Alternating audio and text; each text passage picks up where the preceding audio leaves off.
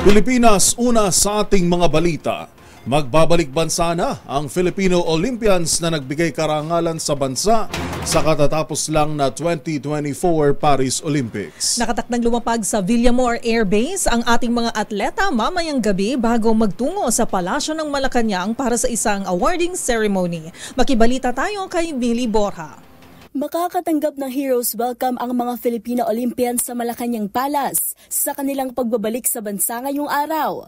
Mula Paris, nakatakdang lumapag sa bansa mamayang alas 6 ng gabi ang two-time Olympic gold medalist na si Carlos Yulo, bronze medalist na si Neneste Pitesio at Ira Villegas, kasama ang iba pang Olympians. Sasalubungin ang mga ito ng kani-kanilang pamilya sa Maharlika Presidential Hangar sa Villamor Air Base sa Pasay City. Pagkatapos nito, tutungo ang mga atleta sa Malacanang Palace para sa isang simple pero makahulugan umanong awarding ceremony na pangungunahan mismo ni Pangulong Ferdinand Marcos Jr. at First Lady Liza Araneta Marcos.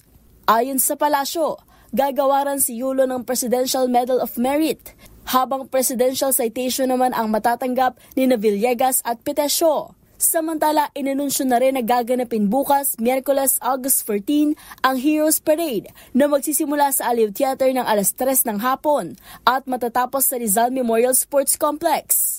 Para sa MBC TV Network News, ito si Mili Borja, una sa Pilipinas, una sa Pilipino.